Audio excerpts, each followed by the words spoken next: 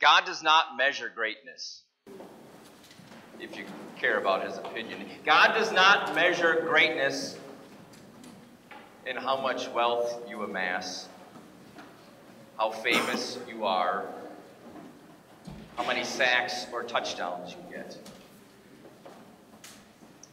There's a saying that I've heard for years. Some have attributed to Vince Lombardi, others have attributed to Paul Bear Bryant, the coach, the legendary coach of the University of Alabama.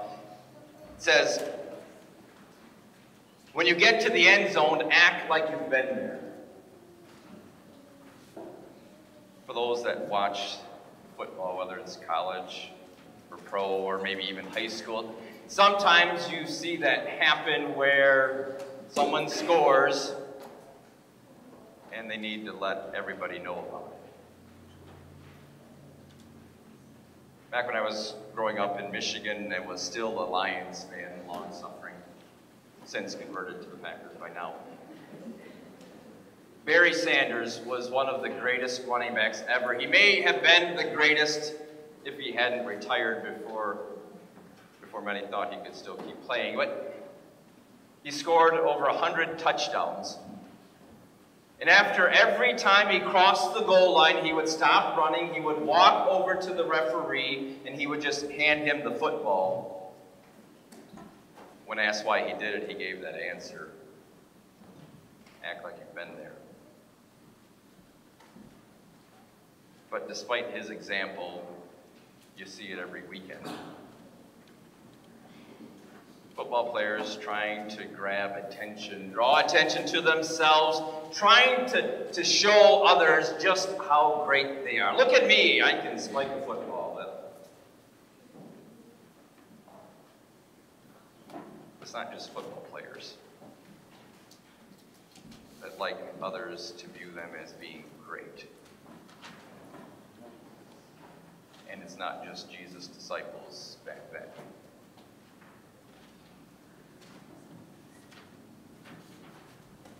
You see it in marriages. You see it in sibling relationships where one is trying to be great and let the other know about it. Trying to make sure that they're viewed as first and most important.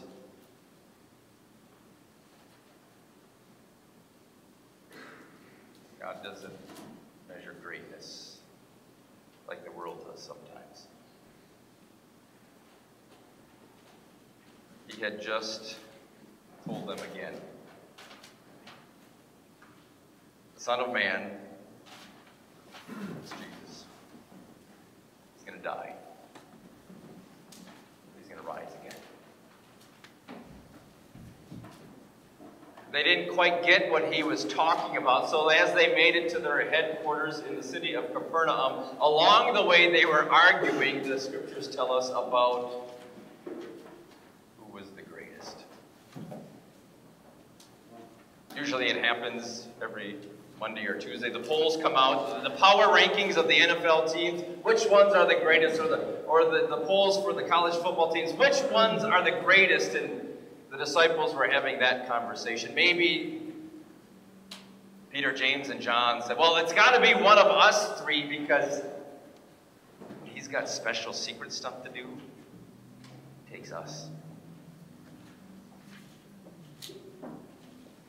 Peter, well, he said he was going to build the church on me. My confession. So obviously I don't know how the conversation went. Maybe they thought, maybe it means Jesus is going to die, and that means someone's going to have to take over for him, and it must be me, because I'm the greatest.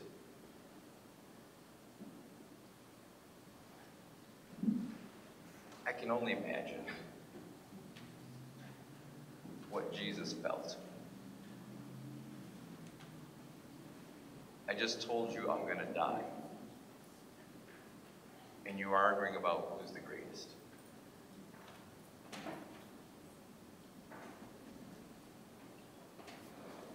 Mark tells us that he took his disciples aside because he needed to teach them. He was going to take them away from the crowds. This was going to be his intense one-on-one training with them because he knew he was about to leave, he was about to die, and he knew he had to teach them some more.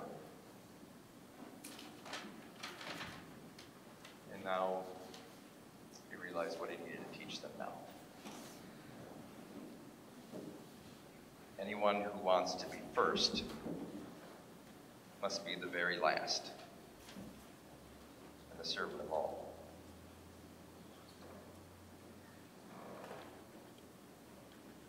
Being great,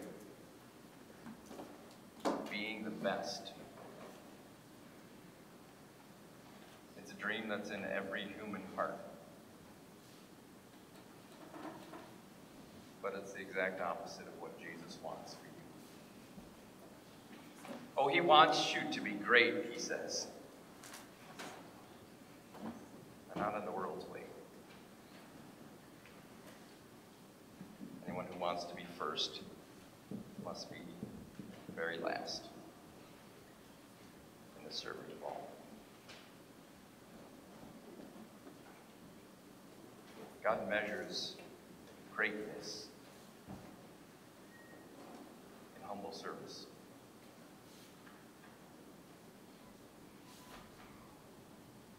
And then I feel like that dancing foolish football player after watching Barry Sanders. What am I doing? Chasing after greatness. Sometimes at the expense of others. We see that in the corporate world today, and not just there. Those that climb the corporate ladder to the top and step on the backs of others, they're lauded as being great and ambitious for the job that they do and the things that they accomplish. And Jesus says, don't step on the backs of others. Help them up. He would tell them, I did not come to be served, but to serve. And sometimes I get that backwards. Do you?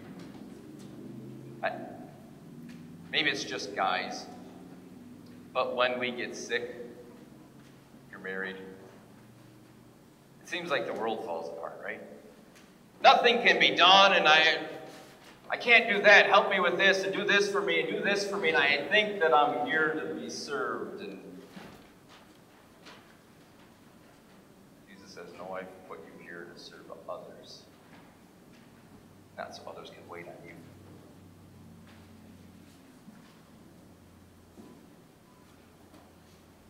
And that's why he shared with them what he did before. The Son of Man came to die and to rise again. I need far more than just medicine brought to me, or a fluffy pillow, or the TV changed, the remote brought to me.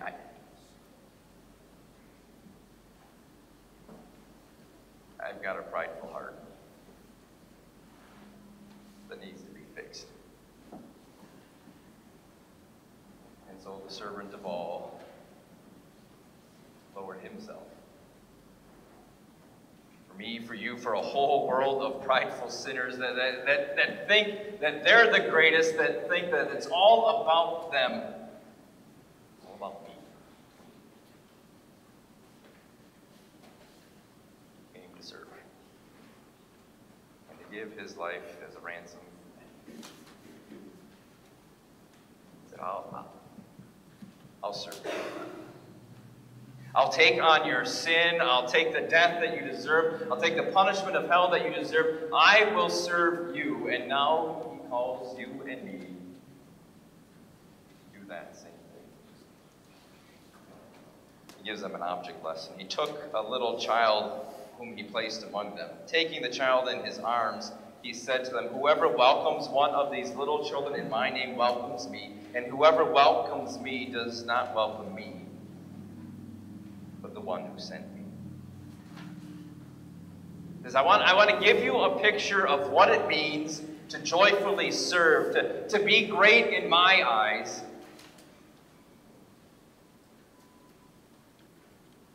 Picks up a child in his arms. He says, serve them. That's how you get great. That's how you get great in my eyes. When you look at me and you're thankful for the service I give you, and you in turn serve others. We don't know why Jesus picked a child, exactly what he meant by it, but many people think this,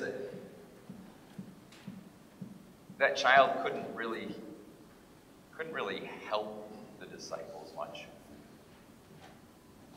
There was nothing that they could say in their sinful human minds. Well, if I serve that person, then eventually down the road they'll serve me. If I scratch their back, then they'll scratch my back. Jesus says that's not service. This is service.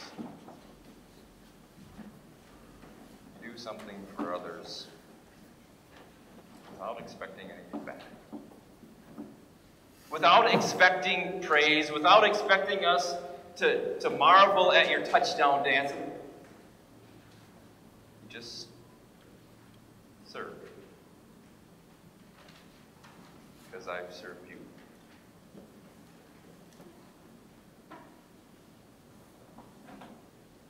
Moses was one of the most humble persons that ever lived. God himself said that. Because he served with a servant's heart. His brother and sister were talking about him behind his back. He was the chosen, God-appointed leader of the people of Israel and was their prophet. And brother and sister didn't like that. So they talked bad about him. God heard. Put yourself in Moses' sandals.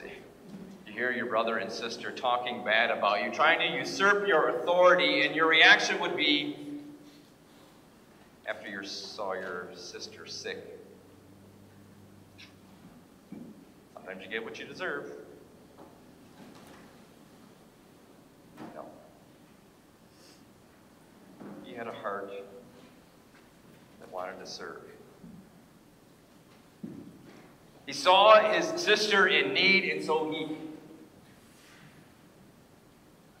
humbly prays. He doesn't have any ambition. Yeah, you better keep her down because she's just going to rise up again against me.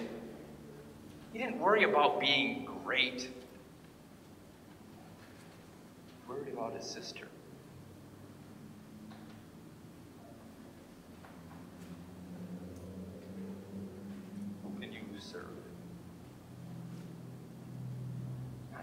Serve you. Think about that. Who in your life? A child. Someone who can't give back. Who? He's placed you in places to serve. He's brought you into a congregation where you can serve. He's made you a member of a family where you can serve. Husband and wife, parent and child, siblings. Heart, though, isn't it? A prideful heart that wants to be served. Come home from work, see a pile of dishes in the sink. Why aren't those done? Serve me. Instead, just walk over there, turn on this faucet, rinse them off, and put them in the dishwasher. It doesn't have to be great, big, glorious things. Simply things done for others. I think back. I imagine Jesus taking me in his arms and saying to those around me, serve. And think about all the people that have done that, whether it's pastors or teachers or family members, and they're never going to be worldly famous. They're never going to be great in the eyes of the world, but Jesus looks at them and says, they're great. Because they served you, because they wanted to serve me. The only way the Lord develops that servant's heart in our hearts is by constantly taking us to his active service. And so when you struggle in your service, when you find pride rearing its ugly head, when you're striving for greatness, look that you're a great servant who died and rose again.